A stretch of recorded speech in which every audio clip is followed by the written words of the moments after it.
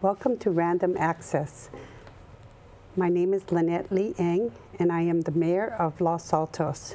Joining me is Mr. Eric Filseth, the mayor of Palo Alto, and Mr. Stephen Scharf, the mayor of Cupertino. Today we're here to talk about housing and transportation. So why don't we start? Would you?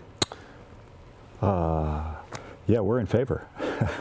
I think one of the things that's in our mind right now is, as of a couple weeks ago, we approved our first affordable housing development in Palo Alto in 7 or 8 years, and so that was a big high point for everybody because it's been a while, and the Palo Alto Housing Corporation, which brought the project to us. The neighborhood came out in support for it. It was a really good thing. But it cost $10 million out of our affordable housing fund, and that fund is now depleted. And so, if we want to do some more of these, we got to find some more money to put it back. And I think that brings up one of the essential challenges of at least below market and affordable housing as opposed to market rate housing, right, which is you have to fund it somehow, and that's been an ongoing challenge. In Cupertino, my first year on the council, we funded a 19-unit affordable housing project, 100% for seniors. It's almost done. The applications it's being applied for now, but it's only 19 units. It's not enough. We have $6 million in our affordable housing fund.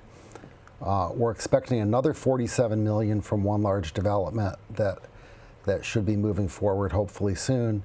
And 47 plus 6, that sounds like a lot of money, $53 million. The reality is, with the cost per unit upwards of $500,000, that's still only around 100 units of affordable housing. How big are your affordable housing impact fees on commercial space? I don't recall the per square foot amount. Okay. But there's no doubt we're all supportive of affordable housing. But what's happening to affect our cities is going to impact how we provide services, the quality of life for our residents. So not only are we all concerned about housing and affordable housing, it's about also preserving what we have in each of our cities that make it unique. So I think we should talk about that. We have CASA that is going to come up. We have SB 50 that's going to come up. And I think we need to really talk about how these will impact our cities. Well, CASA has a number of things in it. I think, one of the provisions you mentioned is that they want to divert existing pools of money. So they've speculated that maybe they'll take 20% of future property tax increases, for example. I mean, those property taxes are how we pay for our city operations. So our largest revenue source is actually residential property taxes, and that's how we pay for police and fire and everything else. And so, if we don't have that, then we're not going to be able to pay raises to our labor groups in the future, right? But more fundamentally, it's sort of moving existing pots of money around when you start talking about that kind of stuff. And I thought the governor was much more on target when he called for new revenue sources, and from Sacramento, and particularly for industry. I mean, the engine of the valley has produced enormous wealth since the recession, right?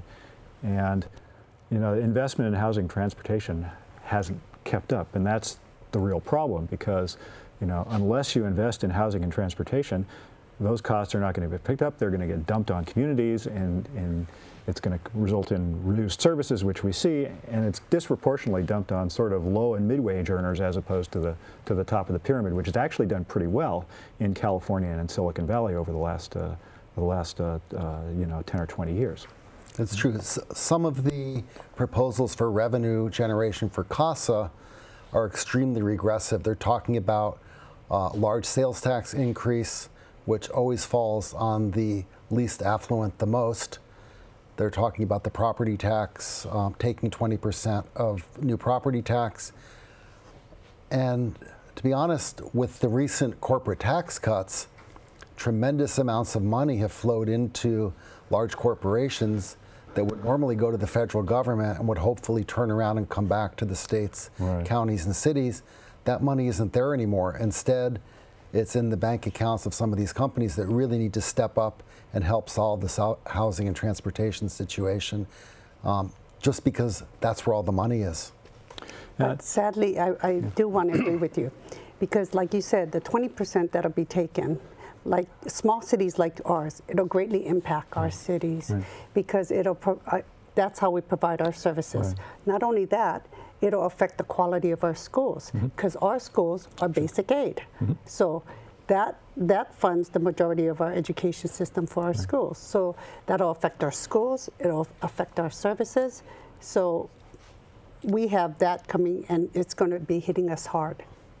So the Silicon Valley grand jury, I don't know if you remember last year. Yes. You know, they produced a fairly thick report, but you know, one of their conclusions was you could solve the entire housing problem in the South Bay, all of it for everybody, for $30 billion, or $20 billion if you put it in Gilroy, which is actually kind of interesting, right? But I mean, that's a lot of money.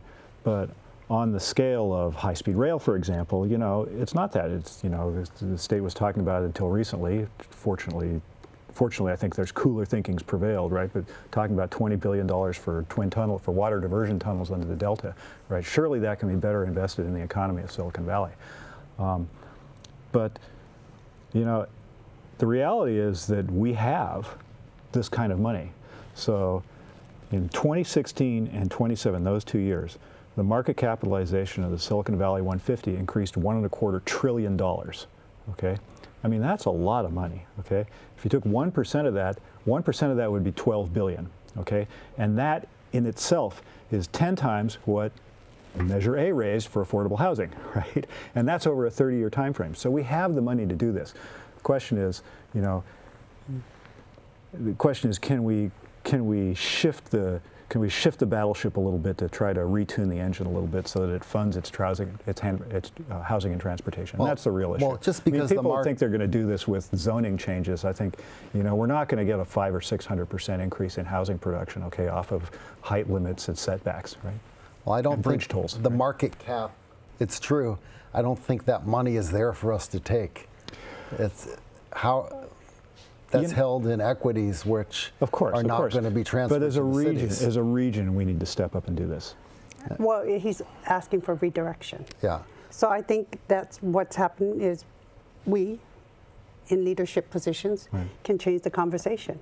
It's up to us to make sure that we let our state legislators know that we have some ideas, that introducing bills without including us in the conversation does not benefit the city or the state at all. Well, I think it's divisive. Actually, it's going to pick a big fight with voters. It's at a time when we're going to go be asking for voters for confidence in Sacramento. I think it's going to pick a big, and some of the zoning provisions and of CASA and so forth in SB 50.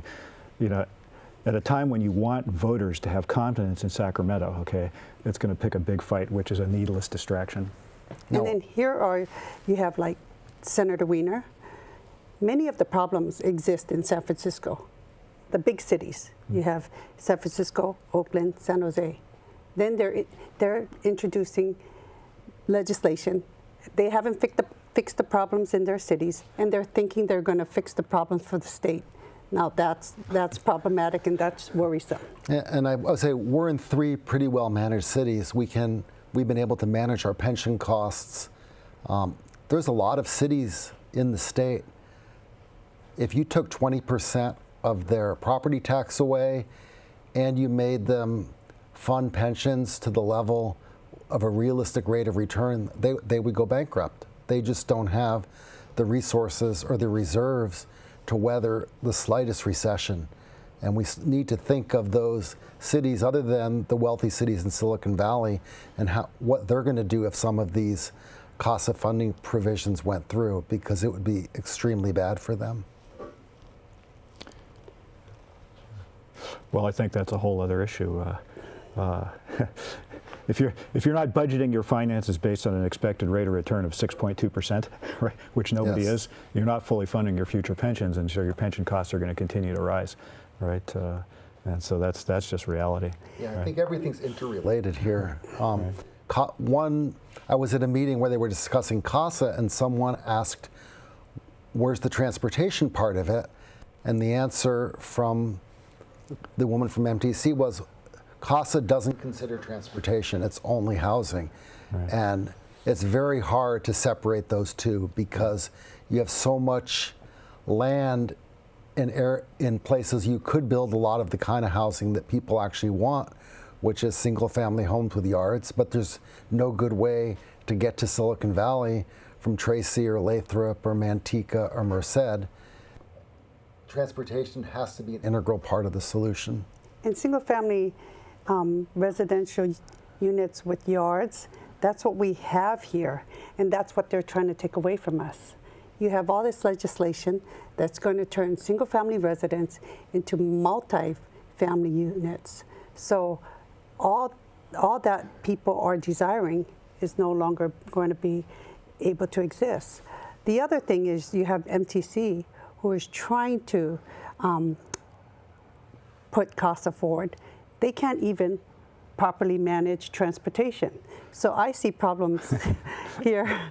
And I don't know if you see the problem, but I also see that they are failing to really look at what the big picture is, what the problem is, in order to fix it.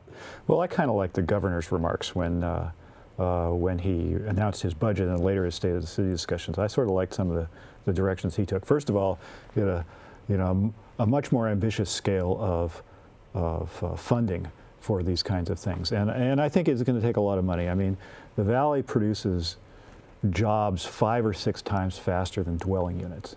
And no community can keep up with that without massive external investments. And that's the kind of the scale that the governor was talking about.